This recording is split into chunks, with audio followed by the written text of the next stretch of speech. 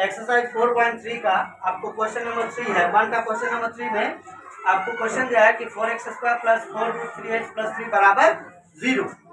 ये क्वेश्चन से पहले हम लोगों को 3 स्टेप जानना जरूरी होगा कि इसमें जो पूर्ण वर्ग विधि द्वारा इस क्वेश्चन को हल करने के लिए आपको बोला गया है। इससे पहले हम लोग 2 क्वेश्चन हल कर चुके हैं।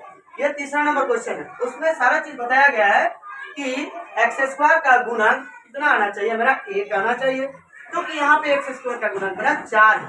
करना क्या पड़ेगा, तो लिखना पड़ेगा दोनों ओर 4 से भाग देने। अगर हम 4 से भाग देंगे तो देखिए मेरा x² का गुणक 1 आ रहा है, यानी ये मेरा सेटिस्फाइड हो रहा है। तो 4x² प्लस 4√3x प्लस 3 बराबर 0। भाई क्या करेंगे, 4 से डिवाइड करेंगे, बाय 4 ये 4 कट गया, ये 4 ये कटा, तो बचा आपका x² प्लस √3x प्लस 3 बराबर 0। अब सेकेंड स्टेप में हमको करना क्या है कि x का गुणांक का स्क्वायर करना है, बटा 2 लगा देना है। अब यहाँ पे x का गुणांक मेरा कितना है, 3, तो लिखना है दोनों ओर x का गुणांक बाय 2 का स्क्वायर आपको जोड़ना है, यानी दोनों ओर जोड़ देना है हमको। दोनों ओर जोड़ेंगे तो सबसे पहले आप x का गुणांक यहाँ पे मेरा कितना है, x का गुणांक है मेरा √3/2 का स्क्वायर। अब ये चीज यहाँ बैठाएंगे, √3x प्लस 3/4, हमको जोड़ना क्या है, √3/2 का स्क्वायर बराबर 0 और √3/2 का। अब x² प्लस √3x प्लस √3/2 का स्क्वायर बराबर, ये प्लस 3/4 को हम उधर लेके जाएंगे, असल में इसको कैलकुलेशन करेंगे तो √3 का स्क्वायर यानी कितना 3 और 2 का स्क्वायर यानी 4, प्लस 3/4 उधर जाएगा तो माइनस 3/4, ये माइनस और ये प्लस कट गया, तो मेरा बचा क्या, x² प्लस √3x प्लस √3/2 का स्क्वायर बराबर 0। ये आ गया आपका।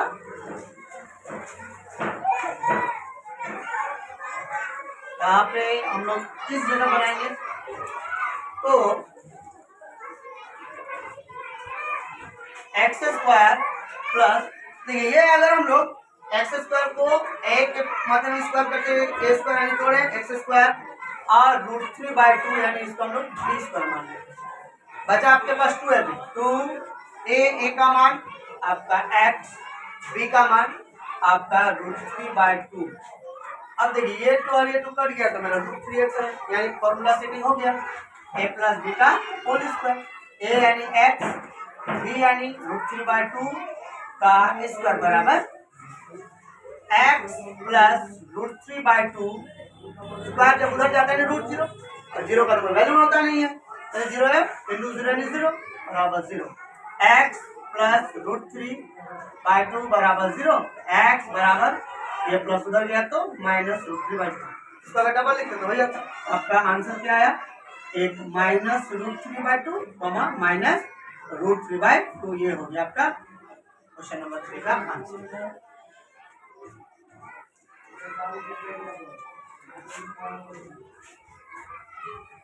साउंड आ रहा है कि देखिए, तो x² प्लस x प्लस 4 बराबर 0 है। अब x² का गुणांक यहाँ पे हमको 1 चाहिए, 1 नहीं है, क्या है 2 है, x² का गुणांक 1 लाने के लिए हम क्या करेंगे, समीकरण को दोनों ओर 2 से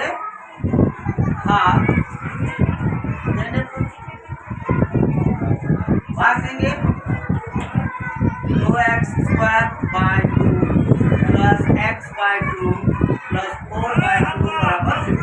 ये 2 और ये 2 कैंसिल हो गया, 2 कितना 4, x²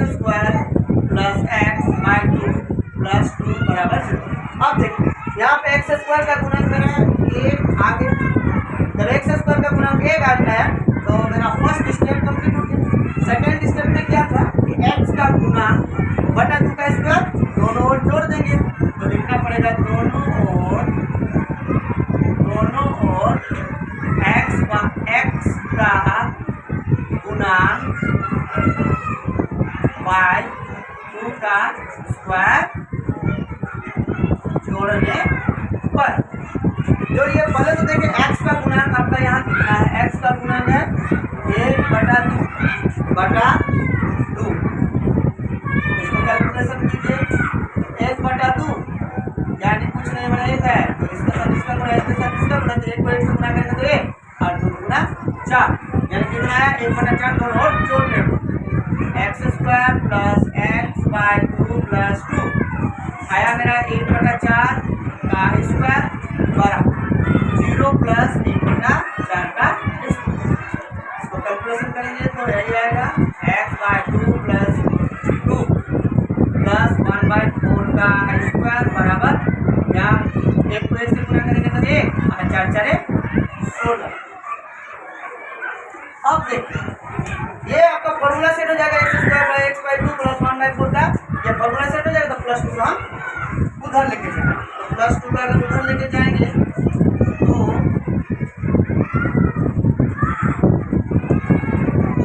x square plus x by 2 plus 1 by 4 का स्क्वायर, 2 को उधर लेके जाइए तो प्लस जाएगा उधर तो माइनस, कुछ नहीं बनेगी x square plus x by 2 plus 1 बटा 4 का स्क्वायर, और ये भी 2 है भी 2 ए का मान एक्स और बी का मान 1 बटा 4, यहाँ पे बी का मान एक्स का मान 1 बटा 2 का स्क्वायर तब ना यहाँ पे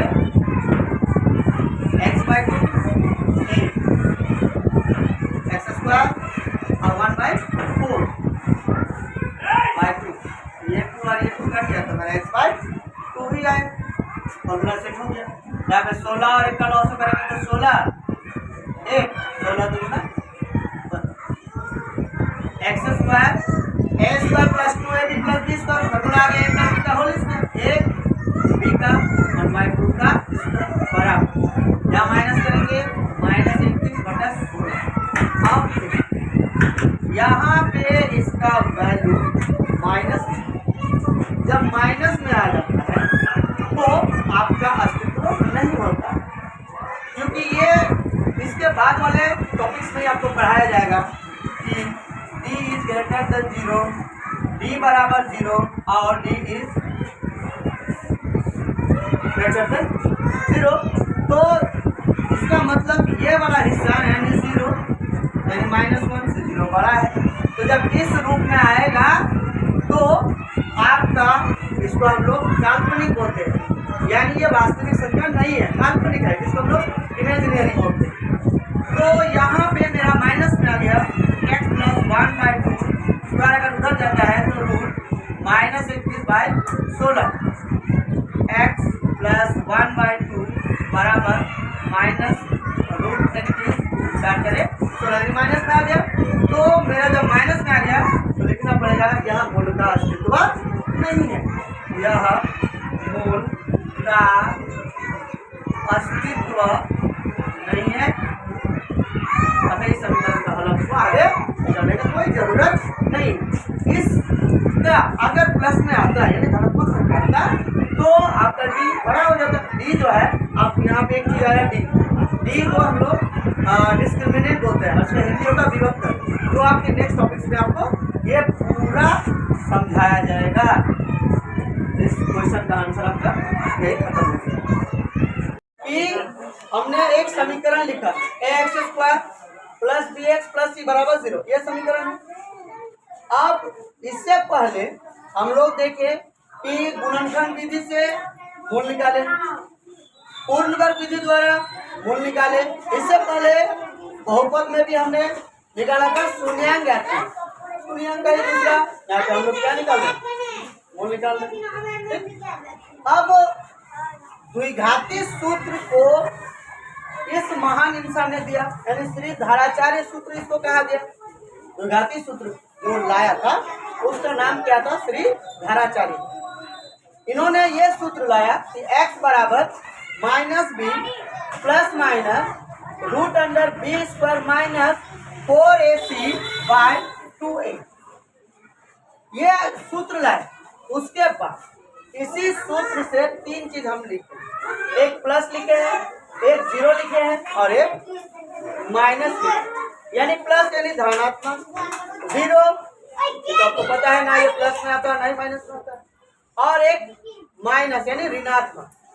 अब यहाँ पे हमने लिखा विभक्त, क्या लिखा है? विभक्त, जिसको हम लोग डी से सूचित करते हैं, और इस डी का पूरा नाम होता है डिस्क्रिमिनेंट। सूत्र लिखे हैं डी बराबर बी स्क्वायर माइनस 4ac, दूसरा में लिखे डी बराबर बी स्क्वायर माइनस 4ac, तीसरा में भी लिखे हैं बी स्क्वायर माइनस 4ac। और यहाँ पे देखिए इज ग्रेटर देन जीरो, इसका मतलब क्या है? जीरो से अगर मान लीजिए 2 और 1 2 3 4 5 यानी संख्या प्लस में आता है तो आपका वास्तविक है, यानी आपका मूल है, मूल का अस्तित्व है। अगर डी बराबर अगर माइनस में आ जाता है तो अस्तित्व नहीं है। हमने क्या लिखा कि D is greater than zero, यानी इसका वैल्यू अगर प्लस में आता है यानी जीरो से बड़ा है। जब जीरो से बड़ा है तो देखिए जीरो से बड़ा क्या, हम लोग संख्या रेखा में यहाँ पे जीरो देते हैं, 1 2 3। आप बताइए जीरो से ये बड़ा हुआ या नहीं हुआ? बड़ा हो गया। और इधर क्या देते हैं? -1 -2 देते हैं। अब यहाँ पे -1 और -2, अब बताइए ये वाला संख्या देखिए जीरो बड़ा हो गया, -1 छोटा हो गया, हुआ या नहीं हुआ? तो जब इस कंडीशन में आएगा तो आपका क्या होगा कि समीकरण का कोई अस्तित्व नहीं, यानी मूल का अस्तित्व नहीं होगा। और यह आपका क्या कहलाएगा? काल्पनिक संख्या, जो आप 11th क्लास में पढ़िएगा हमेशा। देखिए एक चैप्टर मिलेगा वास्तविक काल्पनिक, इसमें काल्पनिक को पढ़ाया जाता है, जिसमें देखिएगा वह आई से सूचित करता है। किसे सूचित करेगा? आई से, यानी आई का पूरा नाम होता है इमेजिनरी नंबर, ठीक है, जिसको हम लोग हिंदी में बोलते हैं काल्पनिक संख्या। बात समझे? उसके बाद देखिए डी बराबर अगर जीरो आता है तो ये तो वास्तविक होगा, लेकिन उसका जो आंसर निकलेगा, मूल निकलेगा, वो समान समान निकलेगा। अभी थोड़ी देर पहले हम लोग एक क्वेश्चन का आंसर निकालेंगे, -√3/2, यहाँ पे -√3/2 आया था, यानी उसका वैल्यू क्या आया था? जीरो आया था। तो जब जीरो आएगा डी का वैल्यू, मान लीजिए आप एक समीकरण लीजिए इस तरह, 2x² + 4x + 3 बराबर 0। देखिए उसे फॉर्म में लिए हैं तो x का गुणांक कितना? x² का गुणांक 2, यानी a का वैल्यू 2, b का वैल्यू 4 और c का वैल्यू 3। d बराबर फॉर्मूला क्या है? b² - 4ac, b² यानी आपका 4 का स्क्वायर माइनस 4a का मान 2, b का मान आपका 3, 4 4 16, 4 2 8 8 24। अब देखिए ये किस में आ गया? यानी -8 आ गया। अब बताइए -8 आ गया तो क्या ये प्लस में आया? जीरो आया, माइनस में आ गया। इसका मतलब ये काल्पनिक संख्या आ गया, यानी इसका अस्तित्व नहीं होगा। अगर इसका मान अगर +8 आता तो ये वास्तविक होता, ठीक है। उसके साथ साथ जो मूल निकलेगा, आपका आंसर निकलेगा, भिन्न भिन्न निकलेगा। अगर यहाँ 3/2 निकलेगा तो दूसरा निकलेगा 4/3 निकलेगा। बताइए भिन्न भिन्न हुआ या नहीं हुआ? अलग अलग हुआ। अगर आपका यहाँ पे +8 की जगह मान लीजिए अगर 0 आ जाता तो इसका आंसर क्या? वास्तविक तो होगा, यानी मूल तो होगा, लेकिन उसका जो भी वैल्यू निकलेगा, मूल निकलेगा, वो समान समान निकलेगा। बात समझे? ये तीन चीज बहुत इंपॉर्टेंट है, आपको ये तीन चीज जानना बहुत जरूरी है। ये होता है इस चैप्टर का बेसिक। अगर ये तीन नहीं जानते हैं तो आप ना ऑब्जेक्टिव का क्वेश्चन कर पाइएगा और नहीं। ये फॉर्मूला हो गया, पहला फॉर्मूला, ये x बराबर -b ± root under b square minus 4ac/2। इसको हमने 3 कैटेगरी में बांटा, एक प्लस लिया, एक जीरो लिया, एक माइनस। वही चीज को हम यहाँ पे सजा के लिखा कि जीरो जब होता है तो वो वास्तविक तो होगा, लेकिन उसका मूल समान समान आएगा। जब आपका धनात्मक संख्या आएगा यानी प्लस आएगा, वास्तविक तो होगा लेकिन आंसर जो आएगा, मूल जो आएगा वो अलग अलग आएगा। फिर लिखे हैं कि अगर कोई ऋणात्मक संख्या आ जाती है, यानी जीरो से आपका क्या, ये संख्या -1 -2 -3 क्या जीरो से बड़ा है या छोटा है? छोटा है। जब इस तरह का कंडीशन में संख्या आएगा तो वह आपका काल्पनिक कहलाएगा, और जब काल्पनिक होगा तो उस समीकरण का कोई हल नहीं होगा ना, कोई अस्तित्व नहीं होगा, आपको आगे निकलने का जरूरत नहीं होगा। ये 3 चीज आपको अच्छे से याद करना है, और ये तो फॉर्मूला में है।